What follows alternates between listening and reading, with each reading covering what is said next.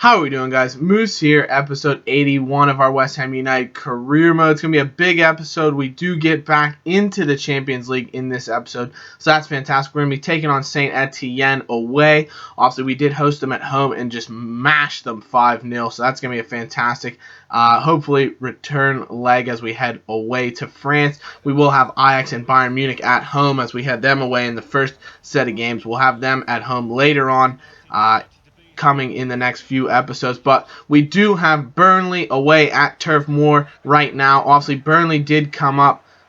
They were in the Premier League Season 1, went down to the Championship for Season 2. Now they're back in the Premier League. They've lost Danny Ings. I think he went to Valencia in this career mode, but otherwise pretty much the same team. They have Chisak in goal. Chalobah is on the bench. He's a good quality holding midfielder, so thankfully we don't have to deal with him as of right now, but for the most part their side is pretty unchanged. As for us, we've really had to rotate the squad. We have Carroll up top. Wickham's actually playing in left wing. Grenier attacking midfield. Oxlade-Chamberlain on the right.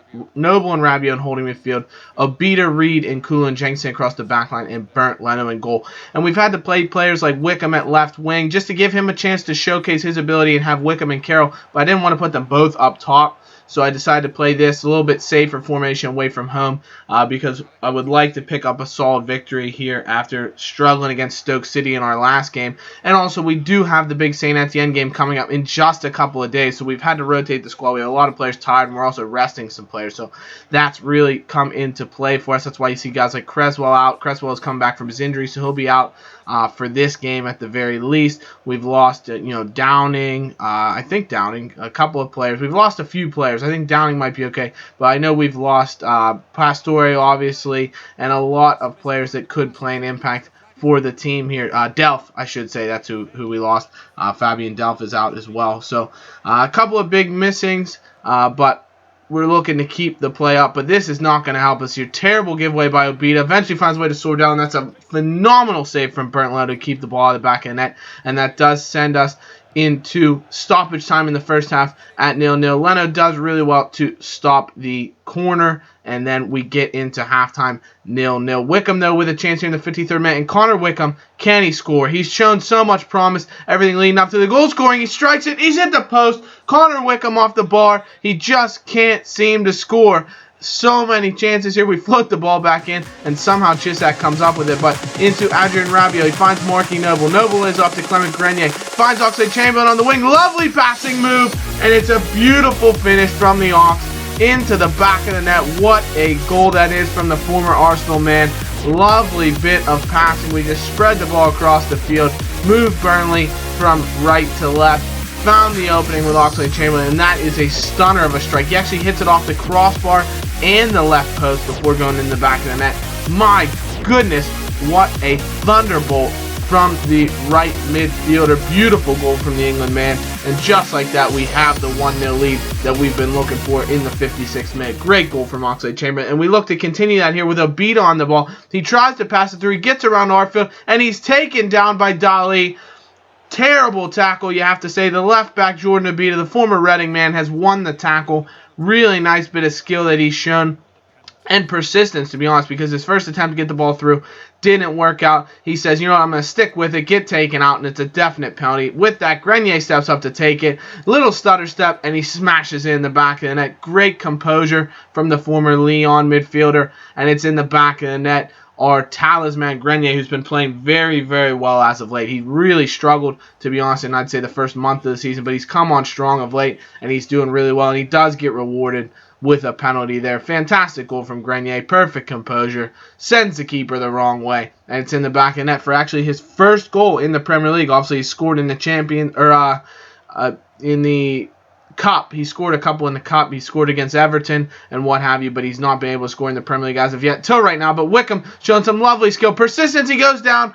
Thought it might have been a penalty. It's tough to tell if he got the ball in real time, but really good chance. Eventually falls to Grenier looking for his second goal. It's deflected, and Chisak just has to punch it away. And Wickham showing so much pace and power up the left-hand side. He beats Cardona there with a lovely little bit of skill. Turns inside. Nice fake shot. Goes through. Shows some strength, and his shot goes inches wide. Connor Wickham finished. Please Connor, that's all we want to see is you putting the ball in the back of net. It will make the fans go absolutely nuts because they know you deserve it. You've been playing so well today, and you just can't find the ball. He does win the ball away from Kieran Trippier. A bit sloppy. Goes around Lee Johan with a ton of pace. Finds his way in behind the defense. Wickham! Finally, Connor Wickham, 3-0, and it's a deserved goal for the former Sunderland striker. Sorry, I'm talking a little choppy, but it's a beautiful goal. Connor Wickham, lovely bit of skill, great power. It's the persistence and the ability he's shown. That's why he is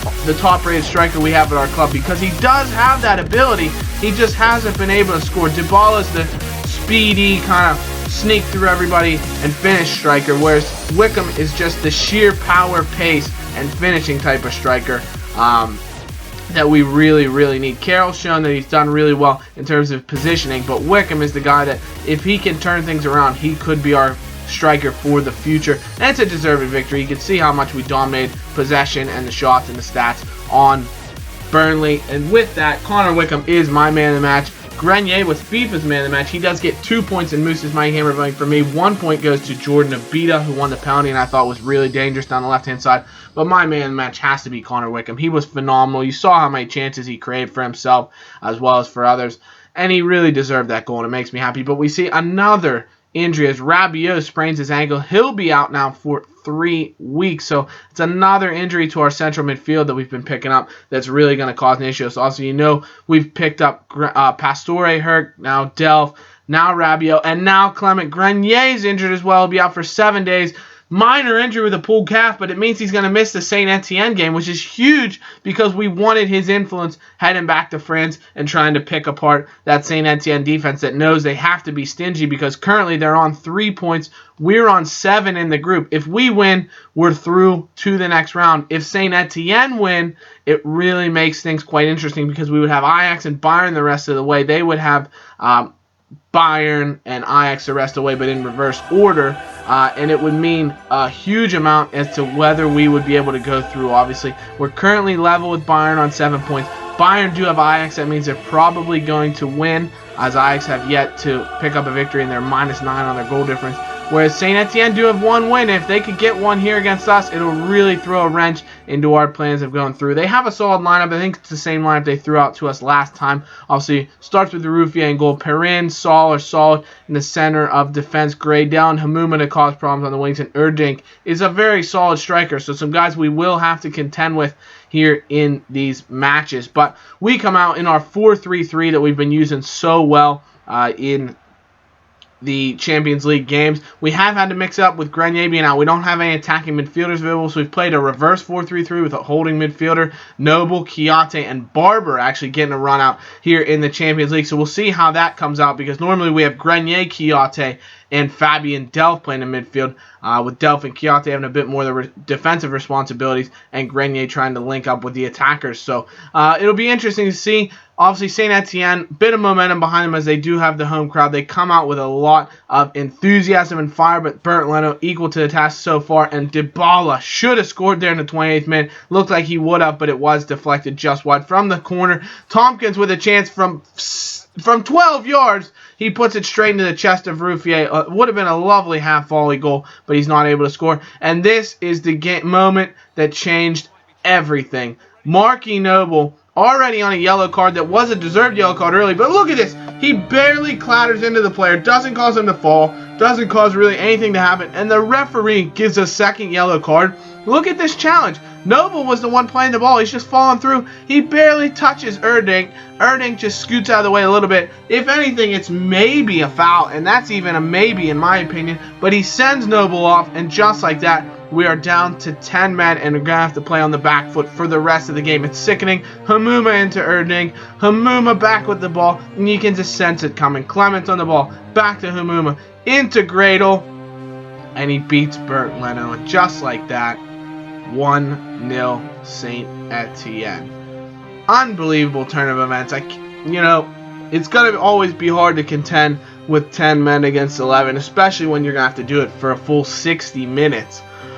But to have to do it in those kind of circumstances are absolutely sickening when the referee takes the game into his own hands, makes it all about himself. That's really not what you want to see. Leno's just being heroic right now. Great save there from the goalkeeper to keep things at 1-0 as he makes a huge save up to his left-hand side. Good strong hands. Oxlade-Chamberlain does try and get us back, but his shot goes well wide of the goal in the 45th minute. And then the next chance would fall to Cheku Kiyate as Nkulu plays the ball into him. He knows he can strike him from range, so he decides to have a smack. And it's a good strike, but Ruffier does make a save. He's equal to the task. So I have to say I'm happy with the player's resolution in trying to fight back. And this is just immaturity.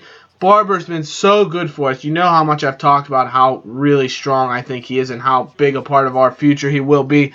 But that is a straight red card for Scott Barber. He goes into Gradle from behind. He just the pass went away for him. He's just a bit over enthusiastic, and he swipes right through the back of him. It's a certain penalty, or not penalty, excuse me, certain foul, certain red card in my opinion. Can't have any complaints about that one. As much as I complain about the Noble foul, that's certainly a red card, and that means we really have to change up our lineup. We go sort of to a 4-3-1 formation. It was kind of interesting. Cresswell actually does really well skipping around a couple of defenders and creating a chance.